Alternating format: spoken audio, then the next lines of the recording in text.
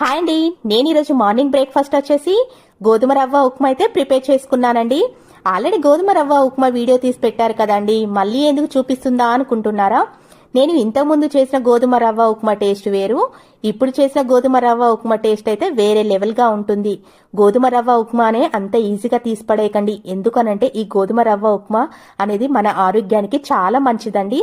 ఇప్పుడు మార్నింగ్ బ్రేక్ఫాస్ట్గా కాకుండా ఈవినింగ్ టైంలో ఒక పూట అన్నంకు బదులు ఈ గోధుమ రవ్వ ఉప్మా తినండి. ఆరోగ్యానికి అయితే చాలా మంచిది. నేను చేసిన గోధుమ రవ్వ ఉప్మా మీకు వీడియో క్లారిటీగా కావాలనుకుంటే ఇంకెందుకండి ఆలస్యము, శ్రవంతి కిచెన్ ఛానల్ ఓపెన్ చేస్తే కనబడుతుంది కదా అండి. ఇందుకీ నేను చేసిన గోధుమ రవ్వ ఉప్మా వీడియో మీకు నచ్చినట్లయితే ఖచ్చితంగా లైక్ చేయండి. మీరు లైక్ చేస్తేనే ఈ వీడియో అనేది ఎక్కువ మందికి షేర్ అవుతుందండి.